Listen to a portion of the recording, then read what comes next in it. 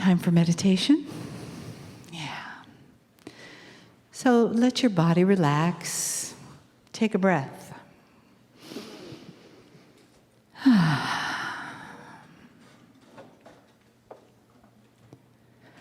And just come into feeling that space around you.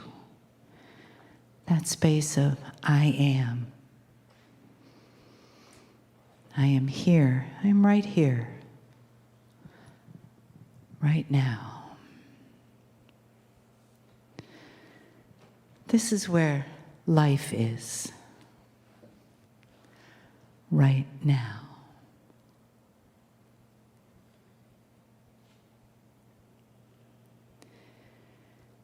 And this is where the breath is.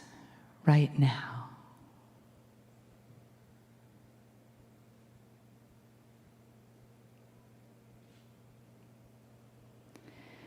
And let yourself feel that in this present moment. And feel the one presence of love in the room. Of love in your heart, right now.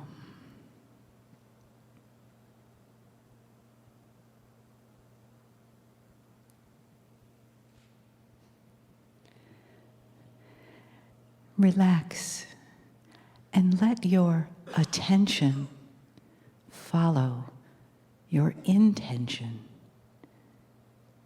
into your heart, coming to rest in that love and in the wisdom and the loving acceptance and the honoring of the beautiful energy and the words of Kryon. Greetings, dear ones. I am Kryon of Magnificent Service.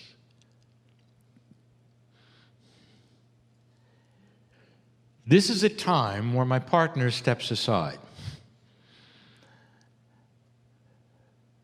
We say this again so that he is not part of the consciousness of the message. Channeling may seem mysterious and odd to you, for it uses the human being's intellect, education, voice, maturity, wisdom,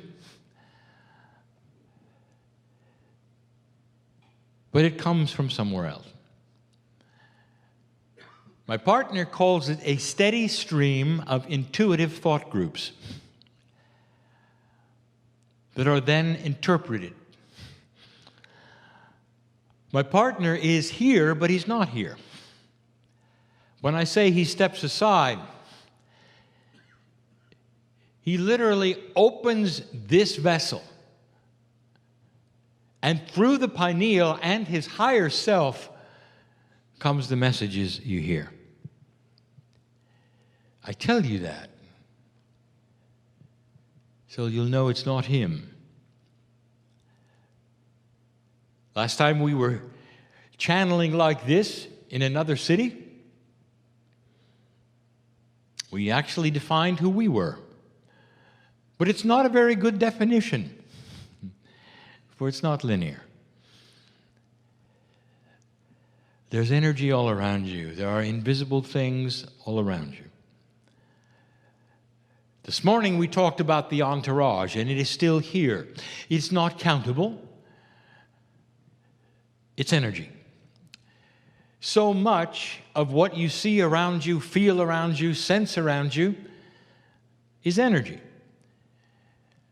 And energy comes in many, many forms. You tend to quantify it and qualify it. You even want to measure its vibration. And sometimes you can't. And the reason you can't is because your science is not there yet. Question for Kryon. Been asked before. Is the esoteric world something that someday we'll know more about through science? And the answer is yes. At the moment, because of an earth that has not yet come into its own, there are many things that are separated and linearized that will not be in the future. We've spoken of it before. The highest education universities and colleges on the planet have decided to separate out all of the academia into categories: the physics and the chemistry, the biology, the human beings, the psychology, as though it were not related. And it is. There will be some who will say, well, of course we had to do that because each one needs its own curriculum and there's no way we could put it together. Let me tell you something. Yes, there is. You just haven't thought of it yet.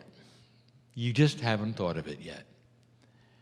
One thing leads to another. You can study the one which will lead you to another and come back to it. There are ways of integrating all of it, especially chemistry and physics.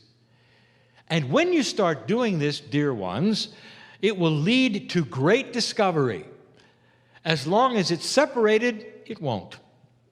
You have specialists in one and specialists in another.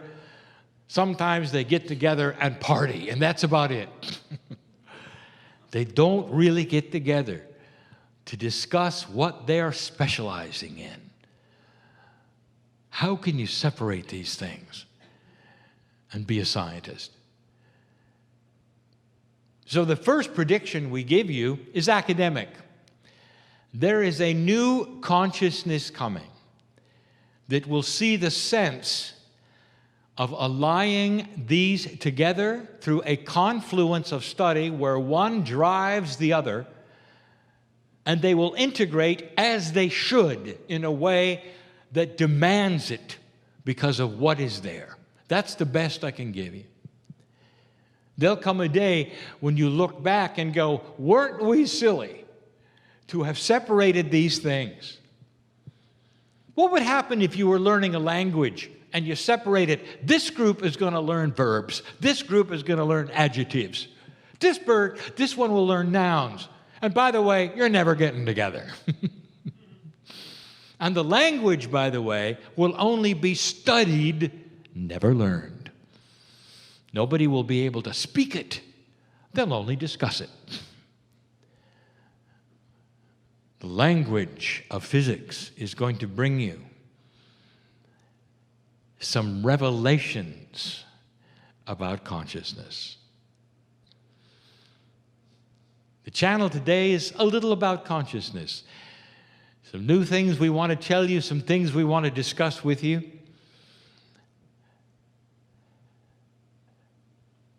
And it's the kind of thing that I love to talk about. Because the future of humanity will change because of it. What do you know about invisible things? Let's talk about invisible things that are not esoteric. Let's go into that which is real and invisible. Let's go into the things that are not even emotional and visible. Let's get to the what you call the brass tacks of invisibility. There are physical things that you see and you feel and you work with every single day that are completely and totally invisible to you as human beings. And you accept them and you work with them. And you say, well, they're invisible. And it doesn't bother you, does it? You talk about gravity. Everyone is affected with gravity. The earth depends on gravity. We have told you all about gravity. We've given you physics of gravity. We have told you that it is variable, and eventually you'll know how. That is not linked necessarily to mass. That all of that is tunable if you knew how. That the quantum physics of tomorrow will know how. It's just a matter of time and discovery. And it follows that which is very reasonable and very logical scientifically. One thing leads to another and leads to another. And finally, there will be discoveries which allow you to do things which in the past would have seemed ludicrous, and they'll become real. Gravity someday will be able to be seen and measured with instruments you have yet to discover. When you know more about the physics of gravity, you will know how to see it in its glory, in its patterns, in its color, with instruments you have yet to design, because you don't know what you don't know. It's coming. It becomes more real to you when you can see the patterns and why. By the way, when you can see the patterns of gravity, you will understand a little bit more about how to alter it. There will be secrets revealed within the patterns you can't see, but they're there. Quantum things do not exist in a way you can see them in 3D with your life and your eyes and your consciousness. But with the aids that are coming, that will be scientific, you'll see it. That's just one. My partner speaks of the magnetic field constantly. You know it's there. Your compass points to something, and it's invisible. This couch of consciousness that you sit in, that literally is tied to life force on the planet, is completely and totally invisible. And there'll come a time when it's not. Your eyes won't see it, dear ones, but the instruments to come will. Imagine seeing gravity. Imagine seeing the magnetic field. What is it going to look like?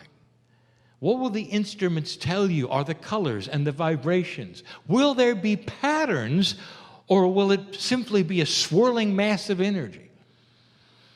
Let me tell you a secret that is not a secret to any physicist or any biologist. Everything has patterns. Everything. The fractals are always there. The big to the little to the big. And the very shapes of the patterns and the designs that you see are literally giveaways to what creates them. It will then lead you to the next step. You'll understand why the grid does what it does. You'll understand how it allies with biology. You may even be able to tune it slightly for health. These things are all coming. It's going to be science. It's not going to be esoterics. But it will lead to beautiful esoteric discovery.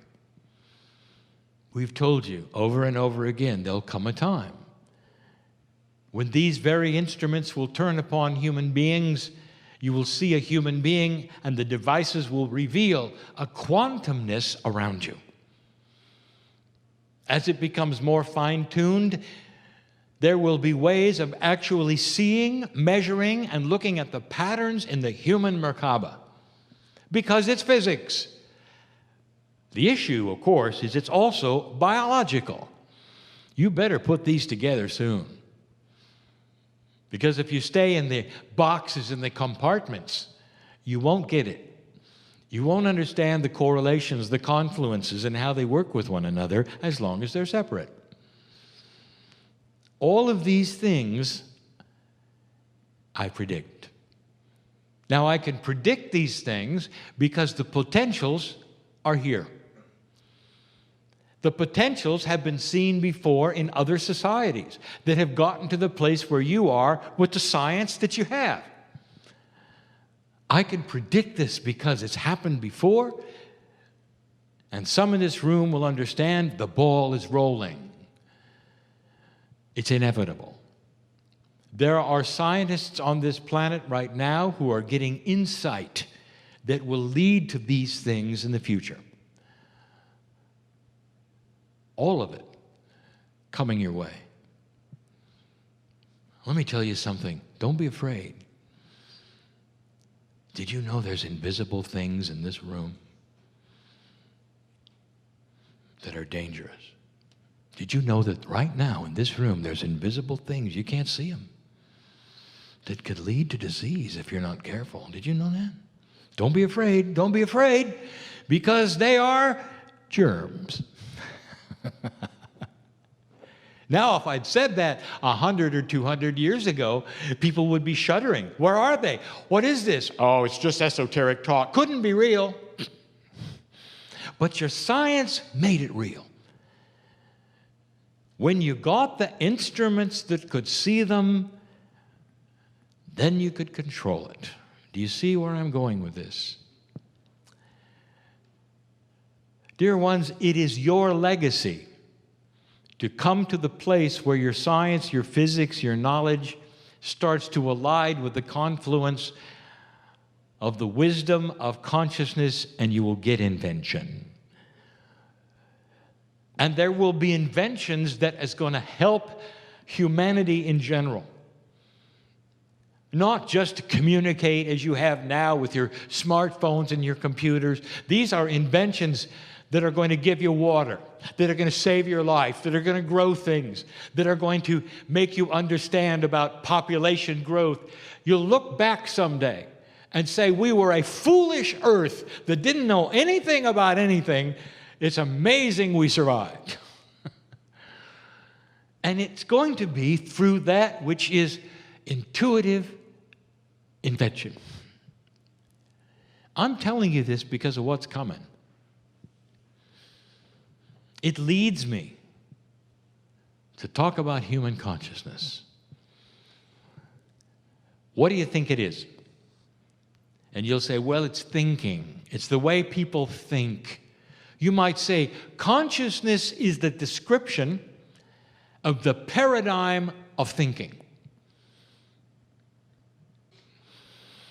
What will happen when there are instruments that can see it?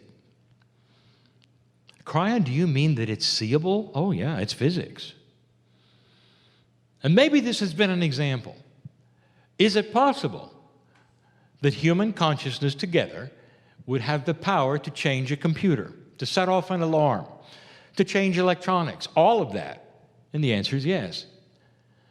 So if that's possible and consciousness can be measured and have power, as the experiments have shown on the planet and as the satellites picked it up, it should be something you can see. And you can, with the right equipment. It's coming. What I want to do is reveal something I've never revealed before, and that is what it's going to look like. Now, we've established that physics, that is quantum, when revealed, will have patterns. It's no surprise. What do you think the patterns might look like if you could see a consciousness of a person? Now, this is an individual consciousness. And that is physical, has a field, seeable, measurable, and has patterning. You think this is too far-fetched? We've established the fact that it's real, it has power. You ought to be able to measure it and see it someday. It ought to pattern itself. What will they look like? I'll give you two examples. The two greatest human consciousness energy producers are fear and hatred, compassion and love. On both ends of the spectrum, they're powerful, extremely powerful. They can set off alarms. They can crash your computer. They can soften your heart. They can affect your chemistry. And they can do it from across the room. Have you ever sat in a room where somebody was angry and you knew it? It's palatable. You can feel it. You don't want to stay there. You'd like to leave. They're angry. You say, well, there's a dark cloud here. You are sensing energy, and all energy is patterning. All energy anywhere in the universe has ways of being measured and seen, and you can bring it into 3D, study it, and see the patterns. Those who have sat in the room with the great masters of this planet have felt the overwhelming love and compassion of the creative source. And it comes in waves of euphoria. It makes you weep. Weep in joy because you're connected to everything. That's energy. You see what I'm saying? Can you measure love? You should be able to. It's patterned.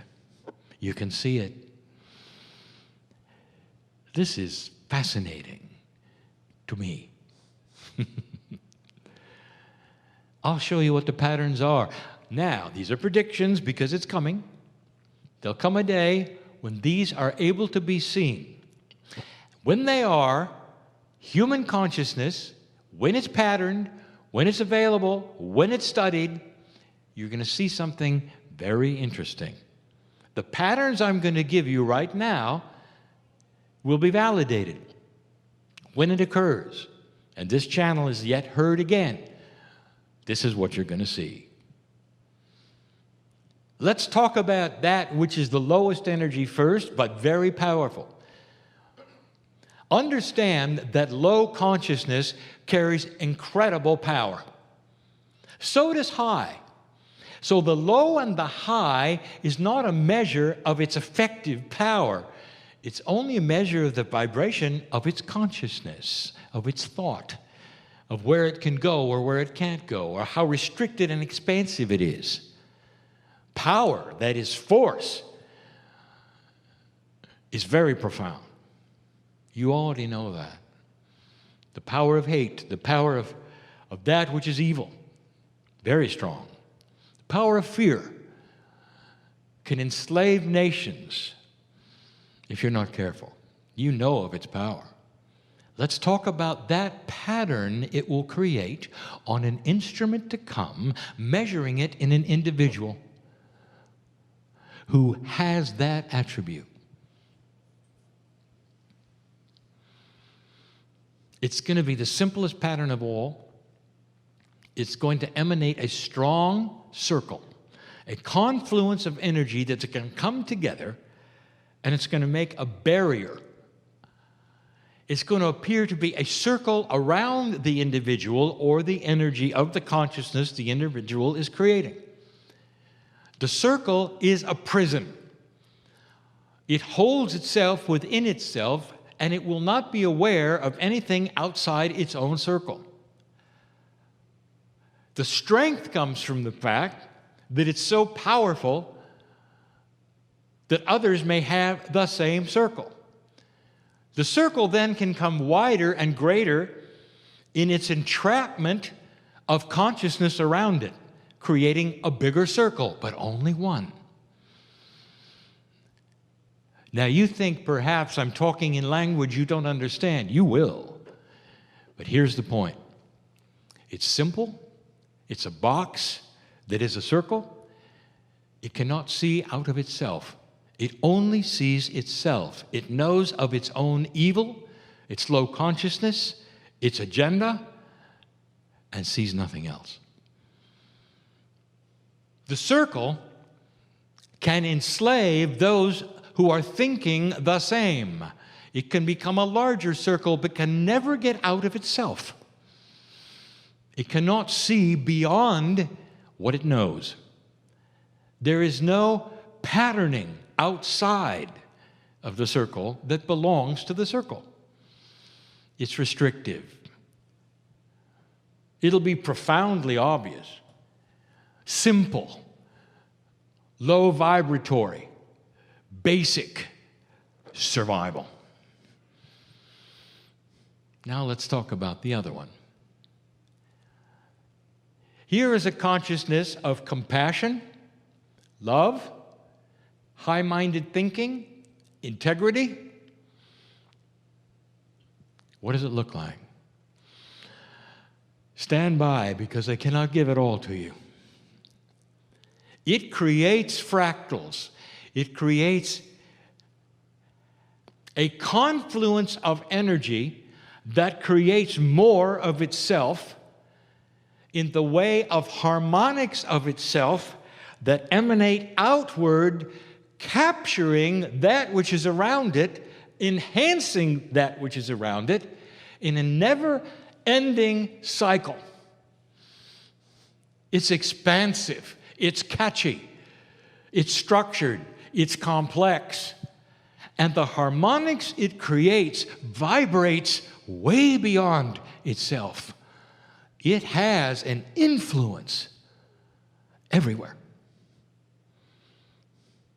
So you go to the most simple to the most complex. What do you see is the real difference in the patterns? One is restrictive, powerful. The other one is expansive, powerful. Up to this point, dear ones, on this planet, human consciousness has tended to circle itself in the lowest vibration possible. Hatred, war, argumentative rudeness, unkindness, because it was survival. This is the way humans survive.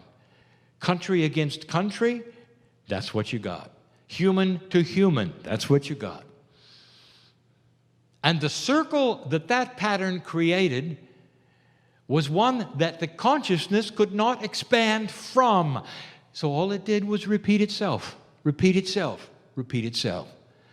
There was no harmonics to send out. There was no expansiveness. There was no growth.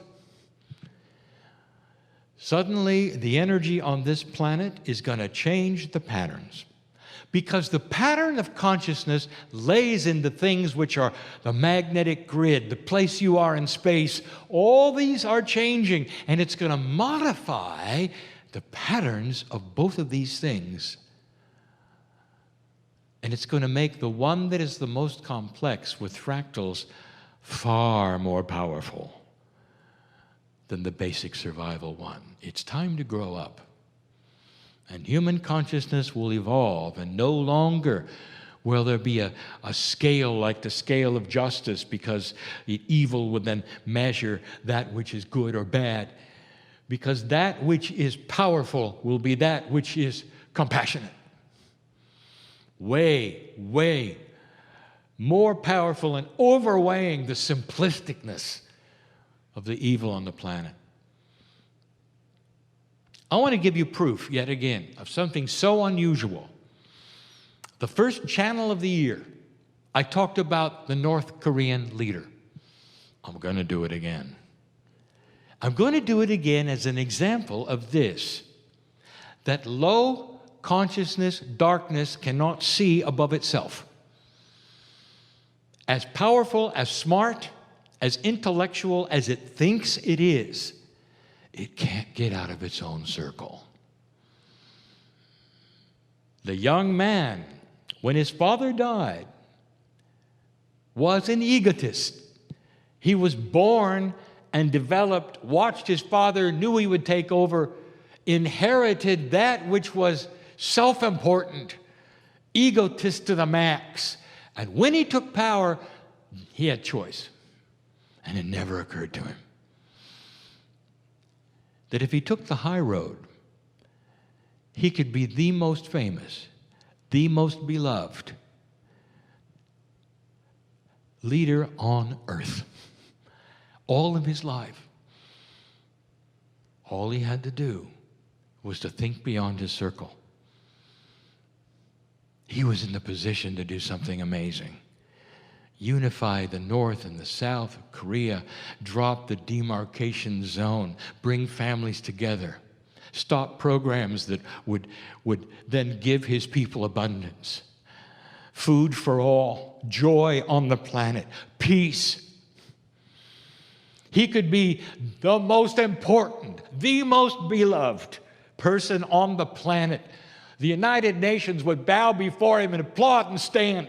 Every time he went to and from, he would have his ego stroked and stroked and stroked and stroked. The best of the best. And it never occurred to him. Instead, he perpetuated the box. Now he presides over the lowest energy, the most restrictive, the most renegade energy on the planet, and he will not last long. Isn't it interesting how strong the circle is that keeps a low vibration low? All of this is beginning to change, dear ones. If you examine individual people and the way they act, you're going to see this now. You're going to recognize it. An individual comes to you, and they're angry, and they're rude, and they're unkind. First thing out of their mouth, rudeness. And you walk away from that and go, what is wrong with this person? I want to tell you, nothing's wrong with them. They're simply invested in survival. Unkindness and rudeness will get your attention, will set the stage, and make them important. It carries an energy, although it's not one that you like, that commands attention. You may not like it, but this is what they survive on. And they will. And they will. And in old energy, this perhaps was the best route. In fact, there are cultures today, even today, that are invested in rudeness. Because they say that compassion and kindness is equated to weakness. You're not going to conquer anybody with compassion and kindness. From their perspective, they cannot see out of the circle. And so to this day, in negotiations, in talking, they come at you with strength, rudeness, unkindness. You can see it, even today. And it's starting to smack of that which you don't want. A compassionate person is not a weak person at all. The energy around a compassionate person invites you in. The energy around a rude person excludes you out. Do you see the differences that we're talking about? I just gave you the patterns. Here's what I'm telling you, that human consciousness is starting to rise above what it was. Because that which is light and dark, the ratio has changed, the light is starting to win. It means that compassion, integrity, kindness, all of this shines a light so bright that people will see that far, far better than the rudeness and unkindness. Rudeness and unkindness will eventually be seen as dysfunctional. And you'll walk away. Tell you a lot about the person's energy, where they are, what they think. It's old. It's old. It's their survival. But the new survival will be light. And consciousness will start to see it. Those with those attributes are going to live longer. They're going to be your leaders. That's what you want. Elections will change because of it. Business will change because of it. You're going to be seeing more light, more compassion, more solutions because of the ripple effect of the harmonics that go everywhere. When you're compassionate, everybody feels it. Did you know that a compassionate person is seen as safe? Safe. Let's go talk to this person because they listen. Because it's enjoyable to sit next to them. Did you feel the energy around that person? Wasn't it great? They're safe to be around. They're not going to hurt you. They're not going to say bad things to you. They're going to listen to you. They're going to love you. You're going to want that in business, aren't you? Is this too strange for you? To think that in the future, not only will you have this as a staple, you're going to be able to see it and measure it, and you'll even know why it works. It's going to change the planet. It's not all science, dear ones. Attitude is going to come out of survival. It's going to come out of the darkness, and a more elegant kind of survival is upon you. A survival that says the ones who survive the most are going to have the most compassionate brain and mind. The ones that are going to look past that which is judgment. The ones who are more likely to accept anybody in their face and see the God in them and expect good things first, and to be shocked if they're not there instead of the other way around. It's coming. Some of it is already here. That's all I wanted to tell you. Where are you? Where's your pattern? Are you starting to feel the reality of this?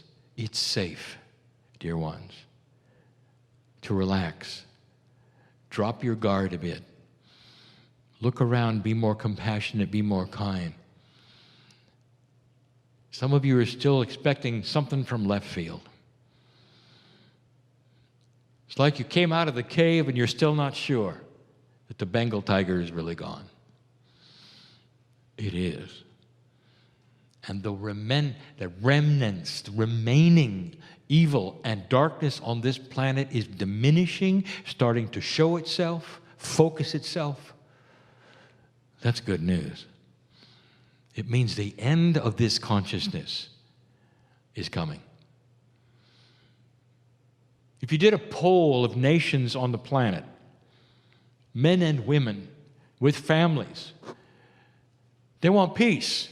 They don't want to annihilate each other and have disagreements because of resources or power or any other thing. The idea overwhelmingly on this planet, hundreds of countries coming together, how to create a peace and a oneness and get along. And you didn't have that 100 years ago. This is what's different. Measurable. A patterning of the planet which starts to represent fractals and harmonics and compassion. Measurable. Welcome to the new earth. It's coming. And so it is.